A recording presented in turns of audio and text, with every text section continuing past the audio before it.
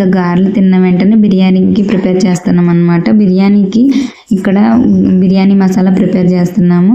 Biryani masala maximum ఇంట్లోనే.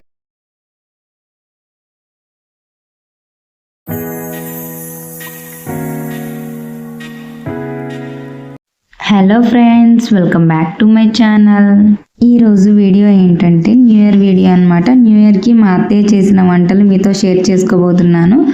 బిర్యానీ, గారెలు మా అత్తయ్య ఎలా చేస్తారో అవి మీతో షేర్ చేసుకోబోతున్నాను. నచ్చితే మీరు కూడా ట్రై.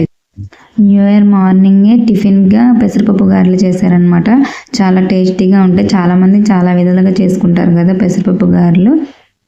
మా అత్తయ్య అయితే ఇలా చేస్తారు. ఫస్ట్ మిక్సీ జార్లో కరివేపాకు, పచ్చిమిర్చి, అల్లం, జీలకర్ర ఇవన్నీ మామూలుగా కచ్చపచ్చగా పేస్ట్ చేసుకొని అందులో వేసి, ఇంకా ఆనియన్స్ కూడా ఉంటాయి కదా, ఆనియన్స్ చిన్నగా కట్ చేసి ఆ పిండిలో మొత్తం మిక్స్ చేయాలన్నమాట. ఎంత మంచిగా మిక్స్ చేస్తే అంత బాగా వస్తాయి. ఇంకా ఒక క్లాత్ తీసుకొని ఇంకా గారెల షేప్లో చేసుకొని ఆయిల్ హీట్ అయిన తర్వాత ఒక్కొక్కటిగా ఆయిల్లో ఫ్రై చేయడం, అంతే. ఈజీ ప్రాసెస్ అనమాట. మ్యాక్సిమం ఇలానే చేస్తారు కదా చాలామంది. టేస్ట్ బాగుంటాయి. మీలో ఎంతమందికి చికెన్ కర్రీ గారెలు అంటే ఇష్టం? నాకైతే చాలా ఇష్టం అనమాట. చికెన్ కర్రీ గారెలు టేస్ట్ చాలా బాగుంటాయి కదా.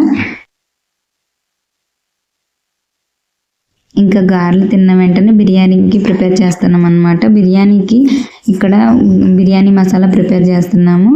బిర్యానీ మసాలా మ్యాక్సిమం ఇంట్లోనే చేస్తాము. బయట షాప్లో కొనగానే ఇంట్లోనే చేసుకోవడం బెటర్ కదా. బయట షాప్లో బిర్యానీ మసాలా కూడా టేస్ట్ బాగానే ఉండేది, కానీ ఇంట్లో చేసుకుంటే ఇంకా బాగుండిద్ది. మీరు కూడా ఇలానే బిర్యానీ మసాలా ఇంట్లోనే చేస్తారా?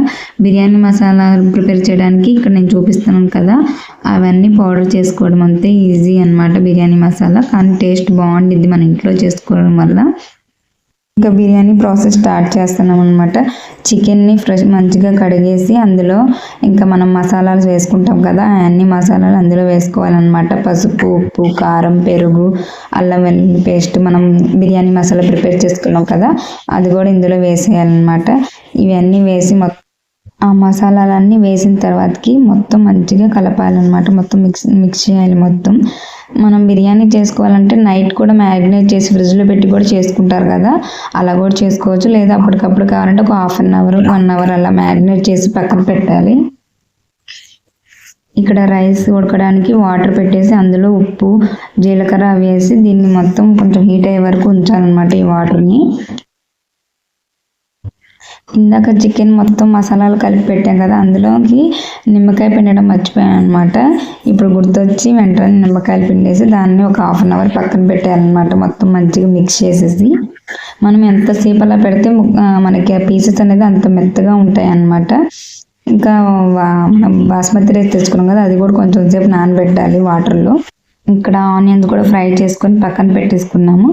ఇంకా మనం ఒక కడాయి తీసుకొని అందులో ఆయిల్ వేసేసి అందులో బిర్యానీ ఆకులు, పచ్చిమిర్చి ఇవన్నీ వేసిన తర్వాతకి మనం చికెన్ ½ అన్ అవర్ వరకు పెట్టుకున్నాం కదా మ్యారినేట్ చేసి, దాన్ని ఇందులో వేసేసేయాలన్నమాట.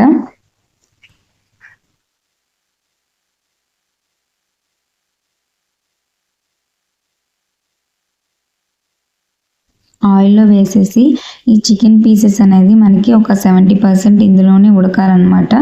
ఈ ఆయిల్ మొత్తం పైకి వచ్చే వరకు దీన్ని మంచిగా ఫ్రై చేయాలి. మనం రైస్కి వాటర్ పెట్టాం కదా, ఆ వాటర్ మొత్తం బాయిల్ అయిన తర్వాతకి అందులో మనం రైస్ వేసి ఆ రైస్ 70% వరకు ఉడికిన తర్వాతకి ఆ వాటర్ మొత్తాన్ని స్ట్రెయిన్ చేసేయాలన్నమాట. వాటర్ మొత్తం తీసేసిన తర్వాతకి ఇంకా కర్రీని, ఈ రైస్ని మనం ఈ రెండింటిని లేయర్స్గా వేయాలన్నమాట.